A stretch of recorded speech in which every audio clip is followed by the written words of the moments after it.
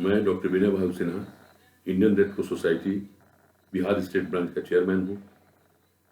आज आपके समक्ष मैं उपस्थित हुआ हूँ कुछ जरूरी संवाद लेके, कुछ बताने के लिए, कुछ जानकारी देने के लिए कि आज पूरा संसार जो है, विश्व कोरोना वायरस के चपेट में आ गया है, जिसे कोविड-19 कहते हैं। लाखों लोग इससे ग्रसित हो गए हैं और लाखों की जान भी चली गई है। इसी संदर्भ में हमारा भारत भी अछूता नहीं रह गया है और भारत में भी इसके पांव पसार लिए हैं और काफ़ी लोग इससे ग्रसित हो गए हैं और मृत्यु भी हो रही है। बहुत से स्टेट्स इसमें बहुत ज़्यादा संक्रमित हैं। बहुत करीब हमारे राज्य का, पूरे भारतवर्ष का सारे स्टेट 2, 4, 5, 6 छोड़ के इसके चपेट में आ गए हैं। तो आज इसके प्रभाव से लॉकडाउन हम लोग ने कर दिया है, सरकार ने लॉकडाउन कर दिया है। सरकार का कहना है, जो विशेषज्ञ हैं उनका कहना है कि इसका एक ही उपाय है कि लोग घर में रहें, बाहर नहीं निकलें, संपर्क नहीं हो एक दूसरे से, क्योंकि जो इसका विषाणु होता है वो ड्रॉपलेट इन्फेक्शन से एक आदमी से दूसरे आदमी में जाता है और हमको कम से कम 2 गज की दूरी मेंटेन करनी है। 2 गज की दूरी इसलिए मेंटेन करनी है कि जो वायरस है वो ज़्यादा फोर्सली जब खांसने पर ड्रॉपलेट उसका जाता है तो 1 से 1.5 फीट के बाद वो गिर जाता है, नीचे की तरफ गिर जाता है और आदमी में प्रवेश नहीं कर पाता है। तो इसलिए हम लोग 2 गज की दूरी मेंटेन करने के लिए कहते हैं, सोशल डिस्टेंसिंग उसी को कहते हैं। लेकिन असल बात है कि लोग एक दूसरे से दूरी बनाए रखें और जिसको खांसी हो, सर्दी हो, सांस लेने में तकलीफ हो, तुरंत अपने को क्वारंटाइन कर ले, डॉक्टर की सलाह ले, आइसोलेशन अपने को कर ले, तभी इससे हमको मुक्ति मिल सकती है। इसका कोई दवा भी अभी तक नहीं निकला है। जब तक वैक्सीन निकलेगा नहीं तब तक कोई रास्ता भी नहीं निकलेगा। लेकिन अब इसके बहुत से ऐसे दुष्प्रभाव भी हैं। लॉकडाउन से क्या क्या हम पर असर पड़ रहा है, इसकी जरूरत है आपको जानना। आपको जानने की जरूरत है कि लॉकडाउन से हमारे यहाँ ब्लड बैंक है। ब्लड बैंक, सारा ब्लड बैंक में खून नहीं आ रहा है। हमारा ब्लड बैंक जो Indian red cross society Bihar state branch में है, वो पटना का शायद सबसे बड़ा ब्लड बैंक कहा जाता है और उसमें बराबर हम मेंटेन करते थे 300-400 यूनिट ब्लड। लेकिन आज वहाँ बहुत स्थिति खराब है, क्योंकि 2 महीने से कोई भी स्वैच्छिक रक्तदान हो नहीं रहा है। लोग स्वेच्छा से रक्तदान कर नहीं रहे हैं। इसलिए नहीं कर रहे हैं कि घर से निकल ही नहीं रहे हैं। घर से निकलते भी हैं तो रास्ते में इतना पूछताछ होता है, रिस्ट्रिक्शंस है कि वो सोचते हैं कि हम स्वैच्छिक रक्तदान भी करें और इस पूछताछ के फेरे में हम क्यों पड़ेंगे। इसलिए वे मन अगर बनाते भी हैं तो लौट जाते हैं। तो हमको उसको अब आगे की तरफ बढ़ाना है कि लोग इस कड़ी को तोड़े नहीं। और आज आपको मालूम होना चाहिए कि हमारे यहाँ कंपोनेंट सेपरेटर है।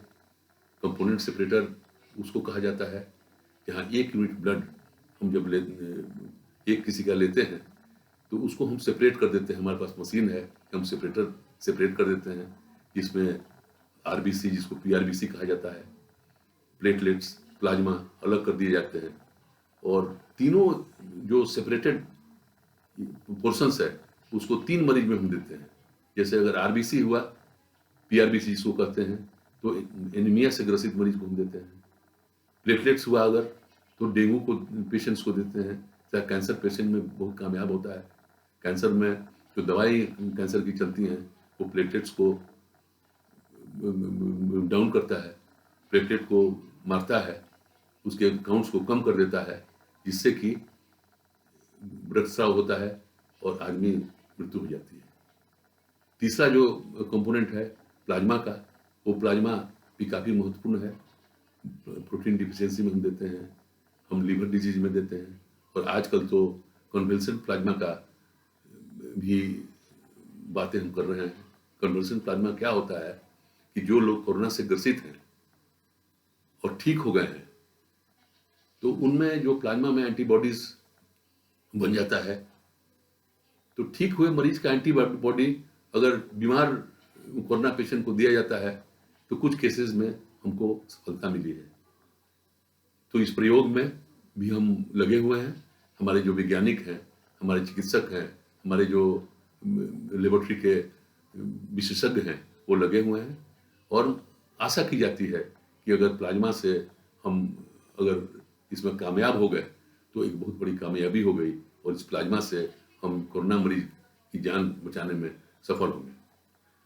अब रहा कि हम कैसे ये जो स्वैच्छिक रक्तदान है इसको कैसे बढ़ावें। आजकल दो चीज हो रहा है। एक चीज हो रहा है कि जो स्वैच्छिक रक्तदान है वो बढ़ नहीं पा रहा है, इसलिए कि लोग आ नहीं रहे हैं। और हम लोग का एक स्लोगन हो गया है कि ज़्यादा से ज़्यादा लोग नहीं जुटावें और नहीं शिविर लगावें, जिससे कि भीड़ भाड़ हो, और भीड़ भाड़ से सोशल डिस्टेंसिंग का जो हमारा स्लोगन है उस पर आँच आवे और लोग कोरोना से ग्रसित हो जाए। इसलिए हम चाहते हैं कि लोग आवें स्वैच्छिक रक्तदान के लिए, 2-4 के ग्रुप में आवें, सोशल डिस्टेंसिंग हमारे ब्लड बैंक में मेंटेन करके वहाँ पर रक्तदान करें। हमारे ब्लड बैंक में सारी सुविधाएं हैं। हमारे पास मास्क है, सैनिटाइजर है, उसका यूज भी करें, साबुन पानी है। ये तीनों चीज उपलब्ध है जो कि कोरोना से बचाव के लिए काफी है। और ब्लड दें और ब्लड दे के लोगों की जान बचावें। तो इस तरह का भी हम लोग काम कर रहे हैं। हमारे जो कर्मी हैं जान पर जोखिम उठा के आपकी मदद में लगे हुए हैं और वो ये नहीं समझ रहे हैं कि इस कोरोना से हमको भी कोरोना हो सकता है। सारे लोग लगे हुए हैं, उनको मैं पुनः धन्यवाद देता हूँ कि अपनी जान की बाजी लगा के आपकी जान के लिए वो लड़ रहे हैं। और आज पुनः और भी हमको जरूरत है कि कैसे इसको हम लोग, आज जानते हैं आप कि हमारे 22 ब्लड बैंक इस पूरे सूबे में हैं। 22 ब्लड बैंकों में हम कहीं भी जाके अपना रक्तदान कर सकते हैं। और एक और भी चीज़ है जो हम लोग सोच रहे हैं करने के लिए कि आप अगर घर से नहीं निकलना चाहते हैं, घर में ही रहना चाहते हैं और खून देने का मन बनाए हैं, तो आप red cross blood bank Patna को फ़ोन कीजिए, किसी को फ़ोन कीजिए, व्हाट्सएप कीजिए, मेल कीजिए और मेल करके आप अपना पूरा पता लिखिए और हमारे टीम जाएगी, हमारे गाड़ी जाएगी और आपका ब्लड लेके हम लोग ब्लड बैंक में चले आएंगे। अगर वैसा भी नहीं हो, 2-4 आदमी का ग्रुप अगर हो, तो हम आपके यहाँ किसी पॉइंट पर गाड़ी भेज देंगे, आप आवेंगे, खून देंगे और खून देने के बाद आपको सुरक्षित जगह पर हम लोग गंतव्य स्थान पर पहुंचा भी देंगे। तो ये सारी सुविधाएं हम लोग किए हुए हैं। अब आपका मन है जागरूक, आपने वो काम करना है, मनोबल को बढ़ाना है कि इस संकट की घड़ी में कोरोना जहाँ फैला हुआ है तहाँ दूसरों का जान भी बड़ा महत्वपूर्ण है। आज मेडिकल कॉलेज में, प्राइवेट नर्सिंग होम्स में ऑपरेशन प्राय बंद हो चुके हैं, डेफर कर दिया गया है क्योंकि खून है ही नहीं है।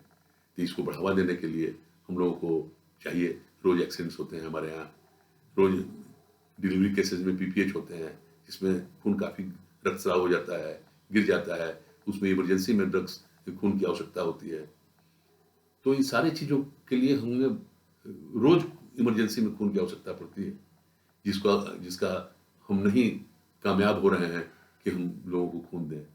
तो स्वैच्छिक रक्तदान की तरफ मेरा अपील होगा आपसे कि आप आवें और स्वैच्छिक रक्तदान आप करें। अगर आप स्वैच्छिक रक्तदान कीजिएगा तो मानवता की बड़ी भारी सेवा होगी। Peoples helping people is Red cross.